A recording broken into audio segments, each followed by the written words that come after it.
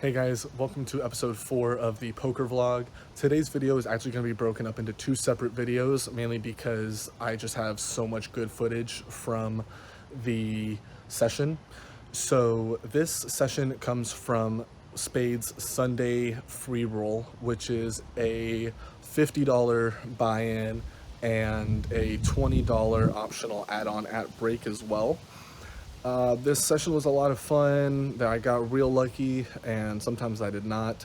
And I can't wait to share it with y'all. So, can't wait for y'all to watch the video and to hear y'all's feedback. And without further ado, let's get to it. The first hand of this session, we looked down at 8-7 off in the big blind. And the action is pretty relaxed. Everybody limps except for the under the gun and the cutoff positions. So when it limps around, I just decide to check. There's no reason to raise here. So now that we check, we head 7 ways to the flop. And we see that the flop is actually King 6-6 rainbow. So I miss everything on this board. Small blind checks. I decide to check as well. And under the gun, one player checks as well. And then the low jack decides to bet for 2,000. So it folds over to the button who ends up deciding to make the call. And both the small blind and I get out of there. The next hand that we look down at Queen 9 offsuit in the middle position. And when the under the gun player limps, the under the gun one folds. I decide to limp in as well. I don't think there's any merit to raising here. And plus, I think I'm still traumatized from Doghouse in the last video. So I just decided to limp in, and everybody else decides to limp in as well. So we're going almost family pot to the flop. The flop comes King 6-2 with 2 spades, and so we completely miss this board. It checks around to me, and it's a pretty easy check back, and it seems to scare everyone because we check all the way through. So the turn brings the 4 of diamonds, and I again don't hit anything on this board. I'm at the point where if anyone bets, I should just fold. So the big blind checks, and then the under the gun player decides to bet 600, and then the low jack decides to fold, and I get out of there as well. Now we finally pick up a hand in the big blind. We look down at pocket queens. So very happy to look down at this. The under the gun player and under the gun 1 and low jack all decide to limp in. And then when it folds around, it actually folds to the button, who he decides to limp in as well, and small blind limps as well. So too many people in this party for my liking. So I decided to raise it up to 1,600. I know it looks off with the chips, but I was just trying to get some change back. And with that raise, we end up getting the under the gun player to fold, as well as the under the gun 1. And we end up actually going 3 ways: small blind, big blind, and the low jack. So now that we're heading 3 ways to the flop, we see that the flop is 2-5 king with 2 clubs. So after a little bit of thinking about it, small blind decides to check, and I c-bet for 2,000, and we get the low jack player to call, and the small blind ends up deciding to fold. Now that we're at the turn, we see the turn is a 10 of spades, and I idiotically check, and it checks through really quick. And then the river brings the 10 of clubs, and the flush draw gets there. So I decide to lead out for 6K, try to rep a flush, but it's not convincing. And he ends up making the call, and we find that he actually had 9-4 of clubs for a flush. So yeah.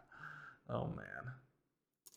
The next hand we look down at King Queen offsuit in the cutoff. So whenever it folds around to the middle position player, he ends up min raising it to 800. And, I'm sitting here thinking if this is worth a 3 bet. I don't really think so. I'd like to keep the position as well. So I just call, and it gets around to the small blind who calls and the big blind who decides to call as well. So now we are multi-way heading to the flop. Now we see that the flop is ace, jack, 6, rainbow. So I do have a straight draw, but I don't want to bet at it. So it checks through pretty quick, and the turn brings the 9 of clubs. So now that there's 2 clubs on the board, it checks over to the middle position player, who ends up deciding to lead out for 1200. So I decide just to call. Hopefully, I can get lucky on the river, but when has that ever worked for me? I don't know. So I call, we get the small blind and the big blind to call as well. So everyone was still in it to win it. And now we end up heading to the river. And the river brings the ace of clubs. So now there's the board pair, the club draw gets there. There's a lot there. So it checks through pretty quick. I probably could have bluffed at it. But the middle position player does show pocket eights. And so he ends up taking it down, and crap, I lost. On to the next one. We look down at ace 8 offsuit in the big blind, and it folds around kind of slow to the button. And in that fold, he actually showed a 4 of diamonds, so doesn't really affect us. So folds around to the button, who decides to limp in as well. The small blind limps, and I just check. Ace 8 offsuit's not really a raising hand in this position. So with that being said, we head to the flop, and we see that it is 5-3-5 rainbow. So it checks to me, I check as well, and the button checks pretty quick. The turn brings a 6, and so now there's a spade draw out there. So I'm thinking about just check folding, but small blind makes that decision for me. He bets 1600, pretty easy fold. And when I do, the button decides to call pretty quick. This next hand that we look down at Jack 10 of spades in the low jack position. And when the under the gun player decides to limp in, the under the gun one actually min clicks it up to 1600. So I decide to call, and we end up getting the cutoff, button, and big blind and under the gun players to call as well. So going multi-way, heading to the flop, and it is 6-8-7 with 2 spades. So I have a flush draw as long as a straight draw. I think there's no reason for me to get out of this too soon. So just kind of planning and being in a check calling position no matter what. The under the gun player ends up betting 2500, and when the under gun one calls, I decide to call as well. And then we also get the cutoff player to call as well, and the button and big blind end up folding. The turn brings the jack of hearts, so I at least make a pair. Under the gun player bets 4,000, under the gun one calls, and I call as well, along with the cutoff. So didn't scare anyone away, but the river actually brings the jack of clubs. So I turn into top trips, which is a great position for me. The under the gun player checks, and then the under the gun one actually bets 6,500. And again, I got really lucky, so I might as well stick in it. And after a little bit of thinking about it, everyone else folds. And I say I got a jack, show my hand, and he mucks. So nice pot coming my way. Those jacks worked last time, so let's look down at the old Robbie hand, Jack 4 of spades in the cutoff. When the under the gun player calls, it folds around to me, and I end up deciding to call as well, just trying to keep position really. And the button player, she's been kind of passive, hoping that she would fold, but she ends up calling, so not in the most ideal position, but we'll manage. and everyone else decides just to limp in as well. So now we have five-way action, and the flop comes 8, 9, 10 rainbow. So when small blind checks, the big blind actually decides to bet 2,000. And even though I do have my straight draw here, I think this is a fair price for trying to see another card. So I end up deciding to call, and then the button calls and small blind folds. So now we are heading to the turn, which brings the jack of clubs. So I pair my jack again. The big blind decides to check, but the under the gun player actually decides to bet 5,000. I don't think it's really worth trying to get lucky, so I fold, and we find out that he had a queen. Next, we look down at King 10 offsuit in the small blind, and when the under the gun player decides to call, it folds around to the button who ends up deciding to call as well. I call because it's only 600 more chips, and the big blind decides to check. So four ways to the flop, we see that the flop is 7-5-3 with two clubs. I completely miss, so it goes check check, and then the under the gun player decides to lead out for 2,500, and everyone decides to fold really quick. A few hands later, we look down at Queen 8 of clubs in the big blind, and it folds around to the hijack who ends up leading out for 3,500, and he gets only the button and myself to call. So we go three ways to the flop, and it is King 5-3 rainbow. So we completely miss. I decide to check, and it actually checks through, and the turn gives us the Queen of Hearts. So now I've upgraded my hand. I have a pair. I decide to bet out for 2,500, and then the hijack and button actually end up deciding to call as well.